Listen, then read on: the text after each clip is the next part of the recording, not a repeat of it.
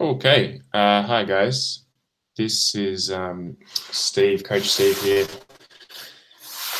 talking about programming because programming deserves to be talked about. I think it's a key component of what you guys do in the gym, and I'd like to let you guys in on what the thought process is around behind programming, because there is always a why behind what we do, even though it may seem chaotic and crazy. There is always a purpose to every exercise, every rep, every set. It's all got a reason behind it. So I just thought I'd let you in on my process for programming for the gym, and also the programming for the year and where we're going to take it in 2019, because it does follow a cycle. And at the moment we're in one cycle, but then in July there's going to be another cycle. And the whole idea around that is that we're continuously improving. If we're doing the same thing over and over, if we're hitting the same stimulus, if we're hitting the same exercises, you just don't grow and progress. That being said, everything is done in cycles to ensure that we're improving. So it's not just like we're drawing random workouts out of a hat, because variation is king. It's not like that at all. It's saying, what are we working on right now? How can we insert variation into that program? How can we progress in that program? And then go on to some sort of different aim that's going to look a little bit different with the program. So I'll go to my screen now. This is how we are going to work the year with the programming, what it looks like. So I've got the months outlined here, January, February, right through to December. The second line here is the CNS demand. That refers to the central nervous system demand, so the effect that the workout has on the nervous system. And this is really important when we talk about recovery. Some workouts are going to take you a long time to recover from, and they're quite draining on the brain, whereas other workouts are easier to recover from. And something like that you can do over and over, and there's not as much need for recovery. So as you can see, there's a mixture of high, low, and moderate. There's definitely more low and moderate than high, because we want to be able to save these high times for when it's important, when we really need to. This takes into account things like Christmas, things like holidays, and also things like the Open. The CrossFit Open's coming up in February. It's going in October as well this year. So we're training high loads around that time to try and get the best out of you at those periods. The intent here, you can see there's all sorts of abbreviated words. That stands for the main aim, or the main energy system we are working on at that time. Aim and energy system, both of those things. So you can see if we go to January here, this month we're working on lactic capacity and endurance, gymnastics endurance, barbell endurance, and dialing in technique. Next month we'll be doing very similar and dialing in technique. There will be a deload in there as well before the Open. And I'll explain what all these mean in this little video. If we skip forward to, say, July, we've changed the stimulus altogether. So this is where we're working on absolute strength, aerobic capacity, and gymnastic skills. So that's going to look like a very different program to what January and February look like. That July, you're going to have more of a moderate stimulus. You're going for heavier weights. Right now, we're not lifting as heavy. There's going to be more aerobic work, so more cyclical work, more interval work, more longer pieces, more moderate sustainable work as well. If we compare that to January and February right now, we've got shorter, harder, faster pieces, because that's what the Open is going to look like. So you'll notice today's workout was a 20-minute AMRAP, quite tough. Yesterday's workout, Tuesday's workout, those short pieces, but with high intensity in that 10 to 12-minute time frame. So yeah, there's all different stuffs going on there with the intent for the year. Now, the next part that you want to be aware of is the energy systems. So the energy systems that we work with, the main energy systems we work with are lactic, creatine, phosphate, and anaerobic energy systems. So you may already know about these. We talk about them a little bit in class. But if you don't, I've got a little diagram somewhere here, if we can find it. Yeah. So these are the three energy systems, primary energy systems we work with in CrossFit. It creates a creatine phosphagen one. That's the first one there. You can see that here. that goes from about 0 to 10 seconds. And the easiest way to describe that, we have a bunch of creatine phosphate in the muscles, and they're ready to fire at all times. That's going to get you say an 80-meter sprint. It's going to get you a 1 rep max deadlift. It's that quick fire energy that's ready to load at all times. So we use that quite a bit. And if you do powerlifting classes, you've got a strong energy phosphate system, most likely, because you're using that a lot. The next energy system is the glycolytic system. And this is the one that CrossFit is probably most well known for. It's a very glycolytic activity. This runs on usually dietary sugars, some oxygen as well. It goes from 0 seconds to about 90 seconds. It really peaks at around the 45-second mark. So if you imagine yourself, 45 seconds to about 90 seconds is where it peaks. If you imagine yourself going for a 400-meter sprint as fast as possible, you're tapping into that glycogen system. It's typically called the pain system because it hurts a lot. And if you've ever done a Fran, a Hallen, 2K row, 2K row maybe not as much, but a Fran or a Hallen, you know you've got that burning sensation. You're probably dipping into the glycogen system. Lactic system is a similar thing. We call the lactic, for the purposes of this, we call lactic and glycolytic system the same energy system.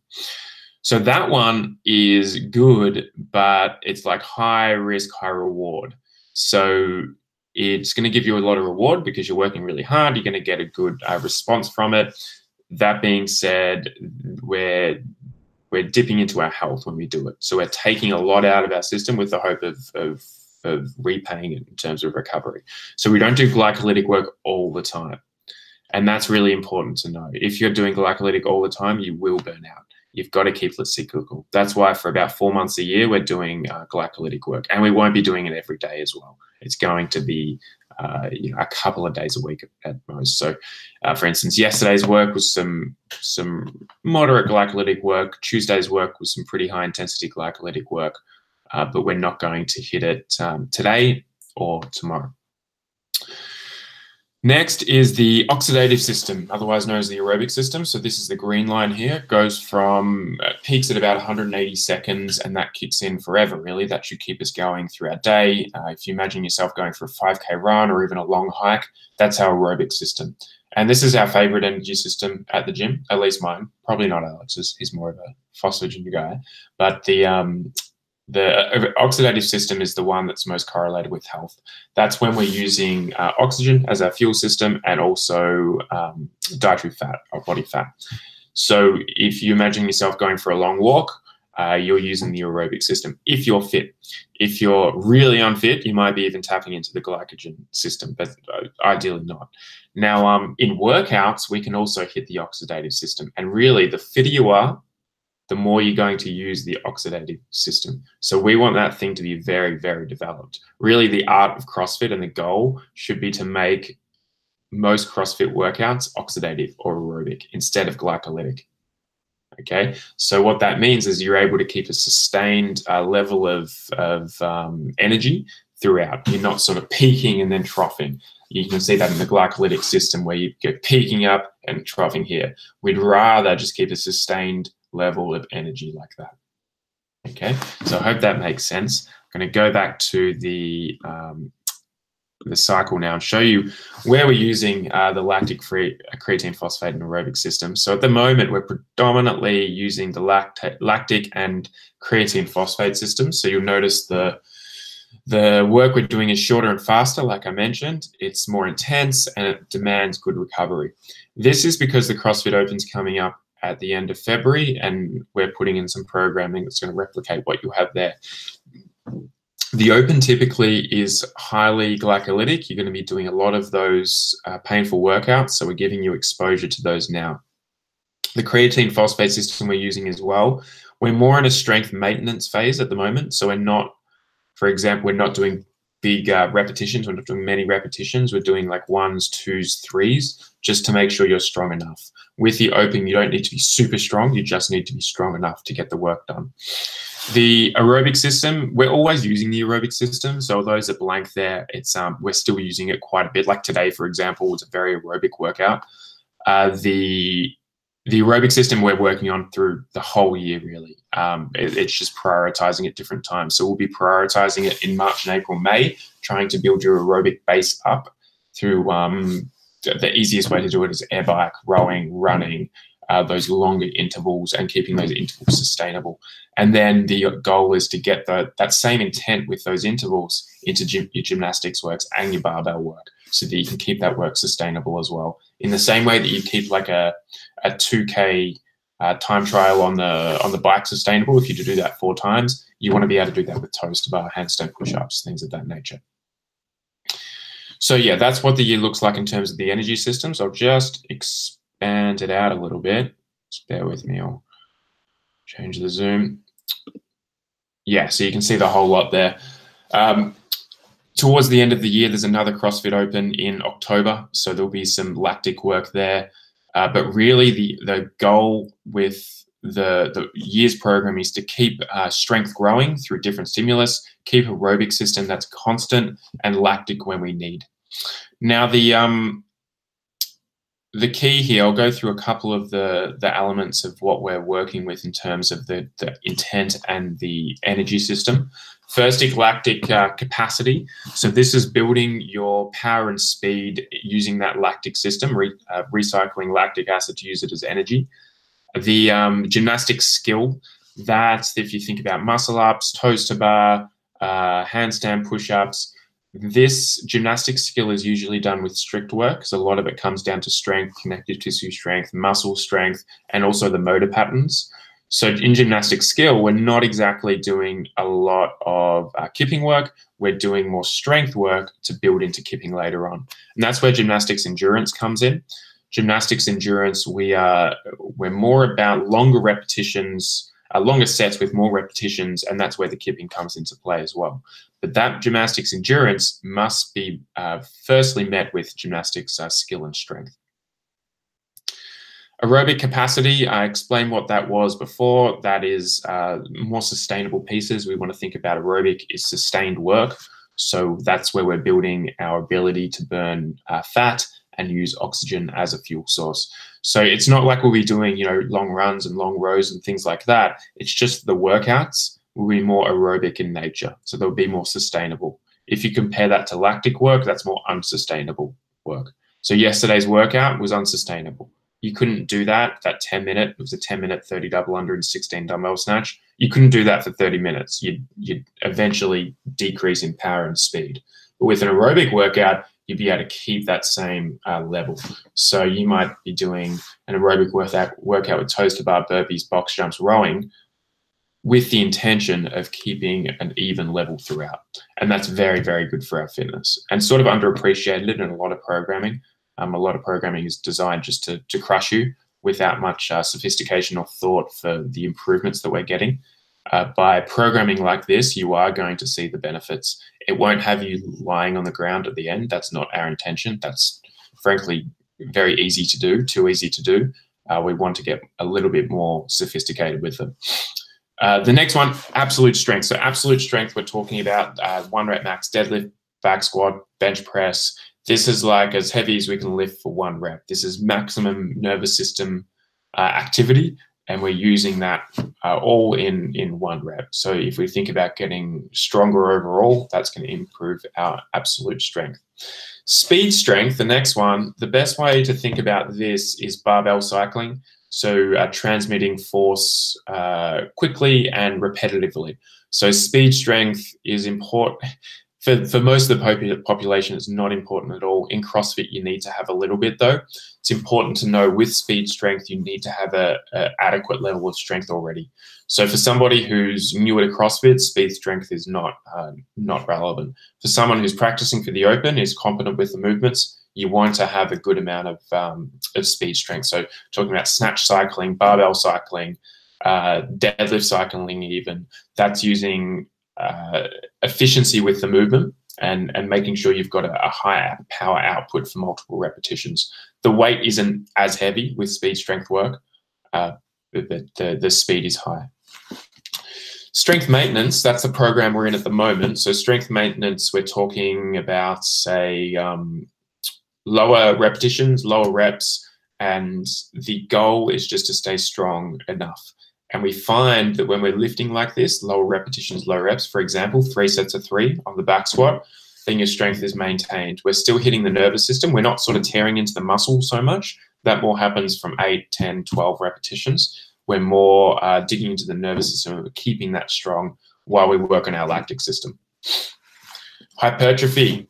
This is a good one, muscle growth. So this is what we're doing after the open, and this is where you've seen a complete change in repetitions and sets. So the reps will be longer, the sets will be probably around the same, but with the idea that we're essentially tearing the muscles apart, increasing the tension, and we do that through tempo work and a lot less weight, but more repetitions. Okay, so if you think about the typical bodybuilding model of doing things, so improving your connective tissue strength, improving your the growth of a muscle cell, that's all happening in a hypertrophy phase.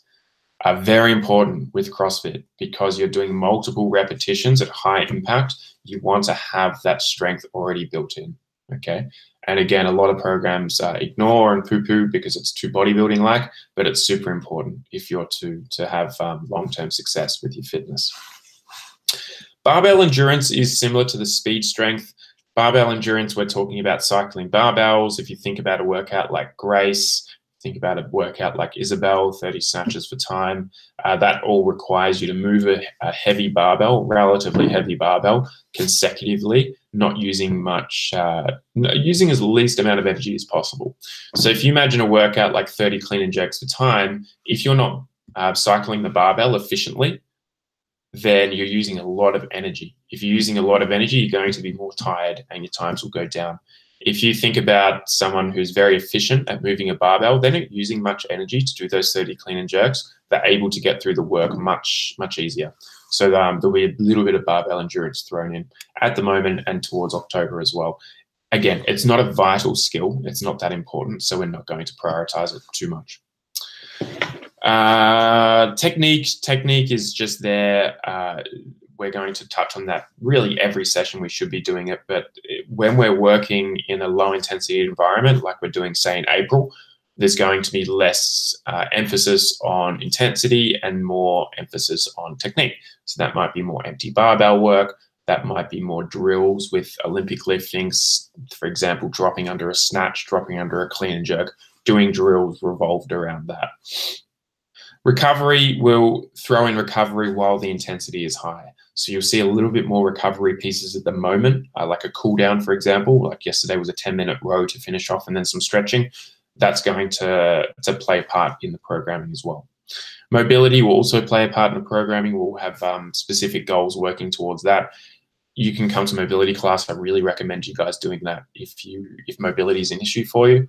To put mobility into perspective, if you imagine 2 people doing squats, like 30 squats for time, one person is mobile through the hips, ankles, and knees, the other person is not. Even if the person who's not mobile is fast, the other person's going to probably get through quicker due to their mobility and proficiency of movement. So mobility is a big blocking factor for a lot of us with our fitness, and it's important that we address it. So we'll be doing a little bit of it in programming. Deload. Deload's the last one. So deloading is an important part of any program. Usually a deload will happen after a series of high activity. So for example, at the moment, we're working out at a higher CNS demand. We're going to have a deload at the end of that before the open. We'll also have a deload after the open. The aim behind this is not just to sit still and do nothing. It's to do workouts that are easy on the central nervous system to have you recover. If you're continuously hitting that red button, then you don't give the system a chance to recover. You get fatigued, injured, stressed, and you plateau. That's something we want to avoid. So deloads are thrown in there quite often to make sure that you're progressing. Again, it doesn't mean you don't need to come to the gym. It just means that the impact's going to be lower, which is kind of nice when it comes down to it. So that's what we're looking like for this year, guys. I'm pretty excited to see what you all can come up with. If you've got any questions about programming or anything related to performance, then feel free to contact me. And yeah, if you've ever got any questions about the programming, the whys behind it, I'll be happy to sit down with you and chat with you about it, or just ask questions in class as well. We're always happy to to explain the what and why behind what we're doing. That's all I've got, guys. I've got a piece that I've written out that's going to go in the upcoming newsletter as well to explain this a little bit further. But yeah, happy training, and I'll see you in the gym.